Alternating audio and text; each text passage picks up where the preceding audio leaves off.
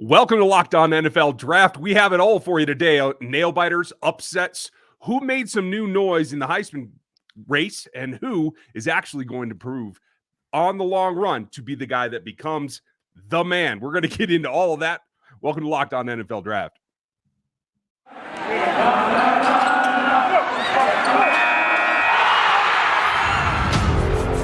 You are Locked On NFL Draft, your daily podcast covering the NFL Draft.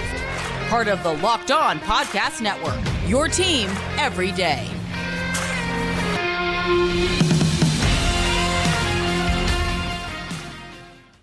Welcome to another episode of Locked On NFL Draft. I am your host, former NFL and AFL defensive back, Eric Crocker. As always, I'm joined by my co-host, Ryan Tracy. How you doing? I'm hanging in, man. It was a long Saturday, but I'm ready for it. How are you?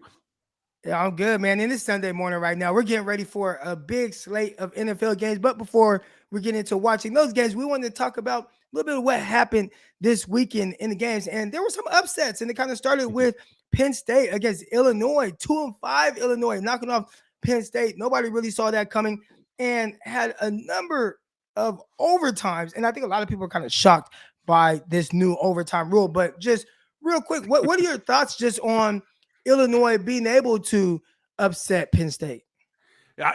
There's a whole laundry list here. The fact that you're a program coming off of sanctions that gets up for a team that has been pushing, a team that has a really high caliber receiver on their roster, a team that should be in the mix going forward for a conference that I think has to continue to lead the way to chase Ohio State, et cetera, for them to be up. Kudos to them. But this is also about who wasn't ready to play on the Penn State side. And clearly it was everybody. Now, what I need you to do is explain to me how this overtime thing works, because I don't get it. All right, so new overtime. And I saw Twitter getting like an uproar. Like, what is this? Like, what are your thoughts on this? I got tagged in it a bunch of times. But if you aren't familiar with the new overtime rules that really just got implemented, I believe this year, the first overtime, the first possession is as usual. You start from the 25 and you try to score. If you score a touchdown, you can kick a field goal. You can go for two if you want, but you have the option there. Now, if it goes to a second overtime, this time when you score, you start from the 25, but once you score, now you have to go for a 2-point conversion. All right. And if it goes to a third overtime, which clearly happened in this game because it went to 9 overtimes, now, starting with the third overtime, every possession is not really a possession. It's just a 2-point conversion try. So I don't know if they're trying to the game of football is really going away from everything that we've known it to be. They're taking a lot of physicality out of it. And I wonder if this is just another way to maybe preserve guys' bodies or maybe lessen the blows that they'll take. But they're going to now, it's just you're at the 2-point the 2-yard line or 3-yard line in college, and you try to score a 2-point conversion and they just trade off possessions in that way. It's tough, man. It's tough. And this isn't anything that we wanted to talk about, but it's really tough kind of watching certain things with football now because we all love and we enjoy football. That's why you and I talk about it. That's why the fans listen to us on a daily basis and looking at the numbers. We're doing pretty good there, have a good following there, but I know it's really frustrating for the players, for us to watch where this game is kind of going. And I think a few years ago, we were thinking like, oh man, it's flag football now because guys start getting flagged for hits. But I mean, you go and if you hit somebody too hard, you're thrown out the game. Right. Like, that's ridiculous. They put in all these other rules to kind of soften the game up a little bit. And I believe it was in the NFL, I watched a guy get pushed. It was a quarterback. He just got pushed. They call it roughing the passer. Like, He didn't fall down. He didn't get hit in the head. Like, it was nothing. He threw the ball, got shoved a little bit. He stumbled for a couple yards, stayed on his feet, didn't hit the ground. They threw a flag for roughing the passer. And it's like, come on. I saw a guy score a touchdown. I believe it was a kickoff return. I don't know if you saw this in one of the games. Was it the Pittsburgh game? I can't remember exactly what game it was. But the guy scored, and he kind of like started to like kind of high step, and it was like, maybe I shouldn't do this. And he went into the end zone and whatever. They threw a flag, called the touchdown back because they said that he kind of started to celebrate before he scored. And they took the touchdown off the board and everything. And it's just like, man, like for the fans that want to see, we want to see guys have fun. I remember listening to Nick Saban say, like, be excited for your teammates, like celebrate, like you work really hard for that. And now it's like at the slightest of any type of showboating or talking trash to somebody, they throw a flag, and it's kind of getting ridiculous, man. Yeah, especially, I mean, you just made a big play. I mean, high step into it. No offense, I cover a team where a guy does backflips into the end zone. He got what he deserved in the Super Bowl, right? Don't do that kind of stuff. A little bit of high stepping. I mean, to call the play back is kind of ridiculous. I kind of feel like, and all joking aside, I knew that the overtime rules had changed this year. I didn't think it had come to that point. I never honestly expected to get to that point. But it seems like both the NFL and college football now have something in common. And as we hear all this talk about expanding the CFP, right, and getting more playoff games, it feels like everything wants to put less and less wear on players and take the physicality out of it. That's one thing. But, I mean, at the end of the day, if you're just over and over taking 3-yard plays, whether it's for a 2-point conversion or a TD or whatever you want to call it, right, like that's just taking less and less out. It's more about mesh concepts and running crossers and running picks, and it takes all the actual fundamentals of the game out of it, doesn't it? Yeah, and speaking about taking the fundamentals out of the game, man, we had Clemson in a loss to Pittsburgh, and I didn't look at the spread before that game, but I mean, you had Pittsburgh has been the better team in the conference. They have one loss on the year. Clemson has been kind of falling off the train tracks as of late, and they have DJ Ucla, who has not been playing well. Now he's kind of like a punchline for jokes on a weekly basis on where he's going to play next, but he's just not playing well. Definitely not up to the expectations of, I mean, I think it was like a foregone conclusion that next year he was going to be the number 1 pick no matter what. Definitely not seeing that right now. People are asking where he's going to play next year, where he's going to transfer to. But I mean, a loss at Pittsburgh and like Clemson, it just kind of shows how far down they've kind of fallen just in not even a full year after losing Trevor Lawrence. Well, and Etienne, and there's a number there too. The guy I feel bad for is Ross. We'll get to him as we get to the evaluations here this offseason. But now it's to the point where evidently Dad was under evaluation, quote unquote. I don't know exactly what that means, but we'll find out. And Pickett's become a Heisman candidate. We're going to talk about him coming up later as the quarterbacks are getting there. But I think there's a few more games we got to go over. We'll get to that coming up next. All right, guys, does this sound familiar? You've got all your devices that lets you watch the games live. You got another one that lets you stream your favorite shows, and you'll watch your sports highlights on your favorite phone. And you got your neighbors, best friends, log in for all the other good stuff. Well, I want to tell you about a simpler way to get all your entertainment that you love without the hassle, and a great way to finally get your TV together. It's called Directv Stream, and it brings your live TV and on-demand favorites together like never seen before. So you can actually watch your favorite sports, movies, and shows all in one place. That means no more juggling remotes and no need to buy another device ever again. And the best part about it all, there is no annual contract. So get rid of that clutter and the confusion and get your TV together with Directv Stream. You can learn more about it at directv.com. That's directv.com. Compatible device required. Content varies by the package. Go get it right now. Again, that's directv.com. All right, Ryan, your alma mater, Kansas. They took on Oklahoma, man, and I'm watching the game. It's 10-0 at halftime. It's 17-14 heading into the fourth quarter. Sometimes in games like this, and I had this feeling. I had this feeling with this feeling with the 49ers and the Kansas City Chiefs in the Super Bowl. Where it felt like, yes, we have a lead. Yes, we're up double digits, but it's just like, gosh, I never felt comfortable. I never felt safe. Did you have that feeling in this game as your team, Kansas, was taking on Oklahoma?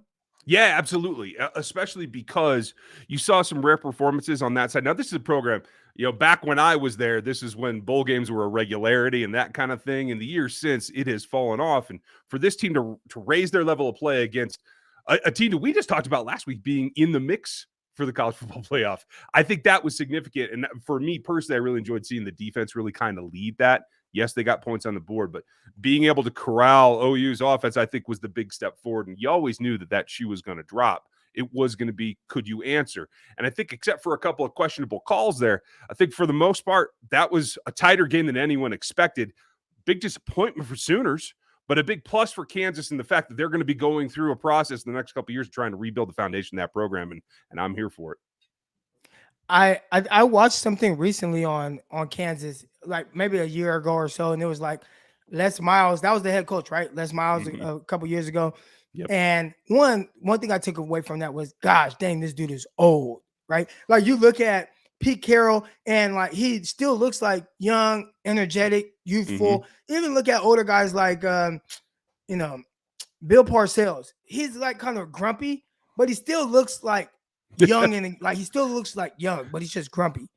Well, Les Miles look like you'd never know that I'm 63 years old. Like you're gonna have to be in the old folks' home a little bit. How has that transition been with the new head coach and maybe where KU is headed? And that's the big question. Is Miles was brought in to be the big name, to get the recruiting back off the ground, and what it's been for them for the last, I don't know, since Mangini left, to tell you the truth.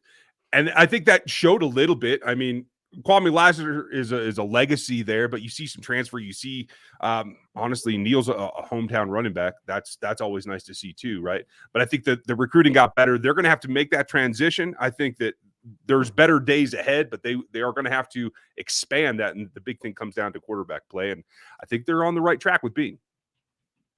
All right, so there are a couple other games that happened in the Pac-12, and we always want to show. I'm from the West Coast, so I like to show a little bit of love to the Pac-12 schools. And there was a big game, UCLA against Oregon. UCLA was actually favored by a point, but ultimately they ended up losing to Oregon down the stretch. I thought UCLA fought hard. I kind of want to give, before we get into some of these standout players from Oregon, I want to give UCLA a little bit of flowers, because Chip Kelly, when he took over, it looked like a mess. And even the previous year, it looked like a mess. And I'm just like, man, as long as he's there, like they're just going to be sorry. And that's what it was looking like. But I don't know if it's maybe DTR coming into his home as the quarterback of that, like where he's just he's getting better each year. And I hope he sticks around another year. Obviously, he needs it. I don't think he's viewed as a top prospect. But I do think if they can keep him for another year, UCLA is kind of heading in the right direction. Obviously, the running back that they got, Charbonnet from Michigan, the transfer from Michigan, he's been doing extremely well. UCLA fought, but there's one person that continued to wreck this game, and he goes by the name of Thibodeax. I mean, this guy, and I don't know how much of this game you watched, but coming off of that edge, they did some things where it's like one play, key play too, is third down, is right before halftime. They're in the red zone. They have an opportunity to score, and they leave Thibodeax one-on-one with a tight end. Right. And not even like, I was thinking maybe they're going to double him with the tight end, or, okay, got the tight end there, let's chip block him with the running back. There was none of that. It was just one-on-one with the tight end, and he just blew right by him, muscled him, get out of my way, and crushed DTR. And really, there was a fumble. UCLA was kind of lucky to get the ball back. But, man, I mean, this guy is a game record. And I think after that game, he had a couple sacks that I saw. Most people were kind of just saying this is the surefire number one overall, not just prospect, but draft pick in the upcoming draft. What are kind of your thoughts on him as a prospect and what you're kind of expecting with him moving forward? One, if you're not going to block him or you're only going to give him a tight end, that's got to be a speed out on the other side or an option the other side. Get out the way. But yeah, I agree with you. Like, it was a little bit telling, and I do think the DTR needs to stay there, not only for his sake to continue to develop, but for the sake of the program as well. And I think that they can both benefit from that. Kudos to Chip for getting that back off the ground. He's another coach I think tried the NFL, and clearly his home is in college football, and I'm glad to see that coming along. For Thibodeax, though, like I've been back and forth. I was starting to think that it was a little bit of overhype, right? He's got a good percentage. We talked about pass rushers a lot last week, but for me, it was not just, I didn't see either of the sacks because I was flipping around back and forth to games, right? The big thing for me was 4.5 DFLs. You get tackles for loss, that makes a difference. It doesn't have to be the sack. If you get negative plays as your defense, I think you're making the impact that a true star does. And so it's certainly on the defensive side. Now, this is the NFL draft we're talking about, right? And they're going to put quarterbacks up top no matter where they are or where they come from. But I think there's a chance, given everything that we've talked about the last couple of weeks with the quarterback class, that he could be the number one overall. Yeah, and I mean, it's weird because he is not weird, but he is a person when you kind of look at him and look at his physique and his body. He's a longer guy. I want to say he's like, let's say like 6'5" or something like that, but he's not like extremely heavy, but plays this really good brand of football. He's strong. He has good bend, good flexibility. I know they look for those type of things from edge rushers coming off of that edge. He looks like he possesses all of that. And it's really the overall full package. And he's kind of playing on a flat tire a little bit. Has that ankle taped up. Missed some time early in the season. I know we had questioned if he was even going to play again. Like, is it worth it when you are clear-cut the guy? You're going to be, a top pick regardless. But he came back, shows how much he, probably loves the game and loves to play the game of football.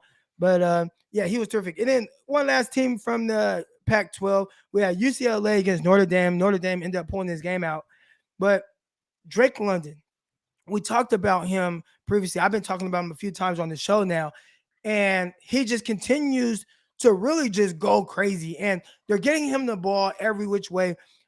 15 receptions in this game for 171 yards. It seems like these are numbers he's doing every year. Yeah. He actually tied the record for the most receptions against Notre Dame. The guy that actually had 15 previously, and which was the record, was one of my boys, Jalen Saunders, man, from my hometown, Stockton, California. He was one of the guys that played at Fresno State with Derek Carr. So Derek Carr had 4 receivers that all went to the NFL. So you had Devontae Adams, Jalen Saunders, who ended up transferring to Oklahoma, Devontae Adams, Jalen Saunders, Josh Harper, and Isaiah Burks. And all of them, I know all those dudes, except for I'm not as cool with like Devontae Adams. I've been around him a little bit. But the other guys, I've worked out with them. I trained with them when I was still playing pro ball. They were young pups. And I was like, man, you guys are special, man, because they whooped me a couple of times, and I was a little bit older than them. But Jalen Saunders, he had the record. But anyways, shout out to my Stockton homie. But you got Drake London, again, 15 catches, 171 yards. Seems like he's doing this every week, and he's not like the fastest of guys, but it just seems like no matter what, he always wins. How do you gauge him transitioning to the NFL, right? A guy who is 6'5", 210, and he's kind of comped to like Mike Evans, but then you realize he's 25 pounds lighter than Mike Evans, right? But has the same height, but 6'5", 215, but isn't like the fastest of guys. Will he struggle to maybe create separation? But he just wins, and he wins consistently. How do you feel a guy like that and that skill set translating to the NFL? I think you hit on the big key for me for London is the fact that he can run routes pretty well, especially for a guy his size. You're right. He always gets that Evans comparison, but I don't think their games are that similar. He is great at the catch point. His focus is very impressive. His hands are really strong, and I think that's going to make him catches in the NFL, because I don't think he's going to be able to separate very much in maybe the first 2 seasons. I think eventually he will get to. You saw that double move last night. They made a big deal out of it. Yes, the DB fell off there as well, but if he can refine that, I think that will allow him to get himself in more of those body position type spots where he can maximize the fact that he can highball and he can have those strong hands. And I don't think he'll be a guy that, like Evans, has ever really broke free, but he's going to make a lot of catches in the NFL. I hope that he does it. And the other guy, I'm going to start calling this team D&D, by the way, because of Drake, because Drake Jackson was really interesting to me. I was watching him most of the time, especially down the stretch. Now, he came off the field when they got that last possession. He was off the field for a couple of snaps, and that made me question some things. I'll have to check into that. But I thought you saw the evolution there. I thought he was very much questionable motor earlier in the season. I thought you saw him power through some things. I thought he used his length better this game. They were attacking him too with the power run, that power QB toss, right?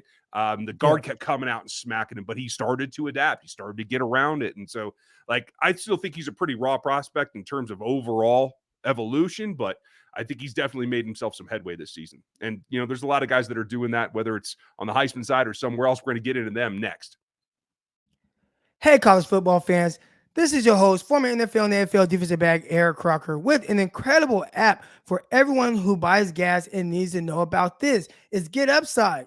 My listeners are making up to 25 cents for every gallon of gas every time they fill up.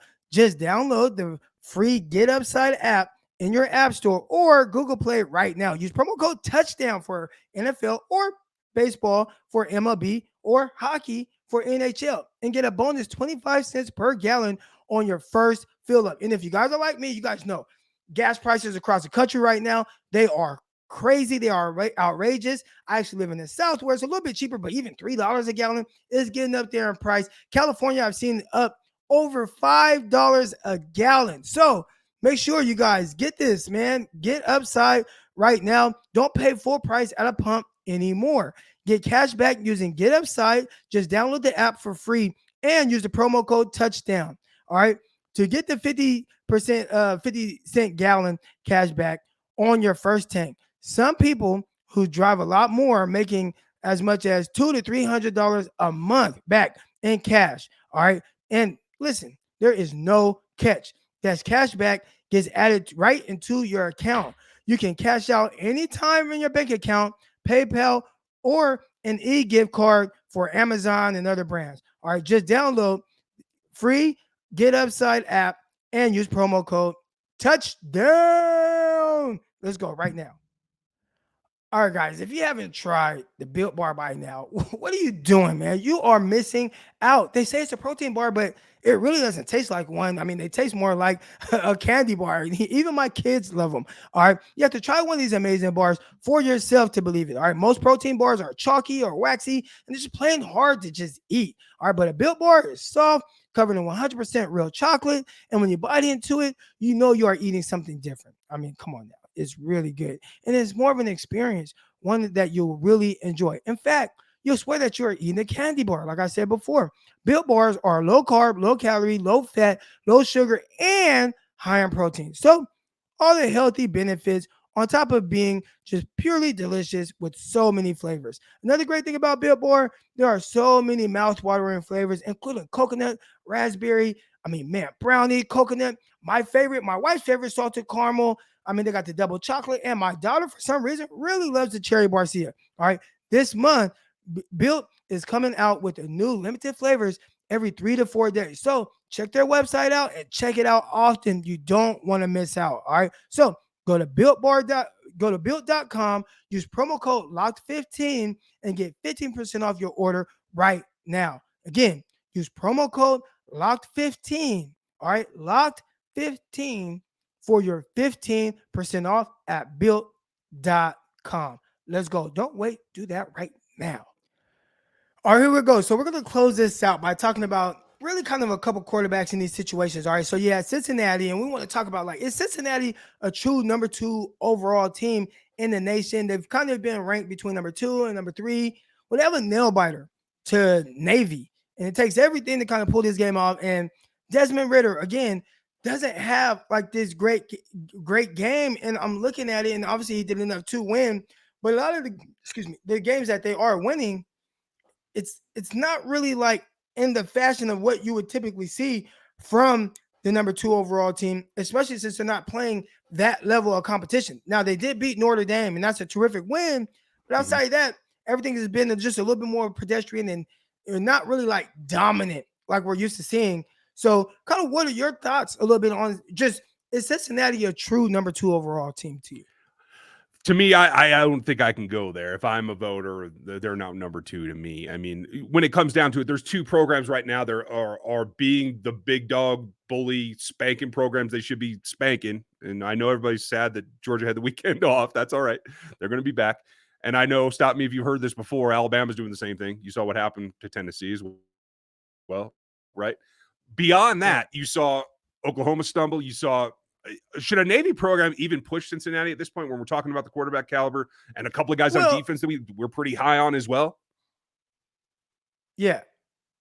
Well, okay, I'm looking at the top 10 right now, and I would feel, just because of the level of competition that these guys play, week in and week out, obviously Alabama is they have a loss. I would still like to, see them kind of over Cincinnati, but I know you just can't put them over that because, Cincinnati's undefeated. But you got Oklahoma at 8-0, and even them, they've been a little questionable. Maybe it's just as simple as say, maybe there's just not that pure dominant team outside of Georgia this year. But Michigan is undefeated. They're 7-0. So I'm looking at it would you rather see Michigan in the college football playoffs or Cincinnati? Here's my question. It all comes down to me if I'm a voter, and that's the nice thing about college football. It's not just simply the math of your win and loss percentage, right? Who has a chance to beat Georgia? Right. Because that's what it all comes down to me. I want a competitive CFP. That's what I'm looking for. And that's the toss-up, because I think when you look at quarterback play in particular, I think Cincinnati has the edge over Michigan there. Like, when you look overall rounded program, is Ohio State supposed to be in there? I don't know. There's the one-loss teams that I think might have an argument this year, maybe more so than the years past. Yeah, man. And real quick, we got Ohio State, who another team that's near the top. They have one loss to Oregon. And I kind of want to touch on their like quarterback situation a little bit, because CJ Stroud, he took a lot of flack early on. We're talking about somebody who's coming in. He's a redshirt freshman. Obviously doesn't have a whole lot of experience playing the game. Took a tough loss to Oregon. Even the game before that, which I believe it was Minnesota, where they won, but it was like, it's not really all that pretty. He has turned up since then. I mean, on the season, 22 touchdowns, 3 interceptions, and he's playing football at a high level. They just crushed a school yesterday, beat Indiana. I think it was like 54-0 or something crazy like that. But I want to know what's going to happen with him, because obviously, they're playing a high level of football, and Stroud looks like he's turning it on. But they also recruited this guy, and I know you're not too into high school football right now, but Quinn Ewers, and a lot of people might know a little bit more about this. Quinn, he's like this high-profile quarterback right now, 5-star guy. They're talking about he's going to go to Ohio State early and, enroll early. And you got CJ Stroud there, who's turning up now, and he's playing a high level of football. But do you think that there's an opportunity for a situation like we saw with Clemson a few years back, where Kelly Bryant was a quarterback just coming off of a national championship appearance, lost to Alabama, but they bring this guy in, Trevor Lawrence, and midway through the season, Trevor Lawrence ends up taking over and ultimately winning a national title. Quinn Ewers, I know you don't know much about him yet, but you will soon. Do you think that something like that could happen to CJ Stroud, who's actually playing at a high level right now for Ohio State? I mean, is Ryan Day's job on the line? I'm not so sure. There's rumor about Ryan Day and LSU, though, right? So if there's a new coach in there, what does that do, right? Like, what does a new coach take that from? For me, there's no way. There's plenty of time for a freshman to come in, and I don't. If he's all world, he's all world. And high school players that are listening, I'm glad you guys are making inroads. You are the future of this game, so good for you. But I take the time with a guy that I know can run my offense, that can do what I ask him to do. I mean, let's just look. Like you said, he's been climbing, right? And I'm not so worried about the yardage, particularly in the Big Ten, but 21 for 28, 75% completion percentage, and a 4-to-1 touchdown intercept ratio. Those are the number 1 and 2 stats that I look at for quarterback play. Yeah. You can't ask for a whole lot more than that. So like, there's no way that I would take him out of there myself. Right. We'll get into more of the Ohio State situation, the quarterback situation, and more draft prospects on the show this week. Ryan, appreciate you coming on this Sunday morning, taking some time away from the family and some football, but got a long stay of the game. My 49ers, they play the night game tonight. So make sure you guys, if you don't already, listen to Locked On Chiefs with my guy Ryan Tracy, and also Locked On 49ers with myself and my co-host Brian Peacock. But until next time, we'll see y'all. Peace.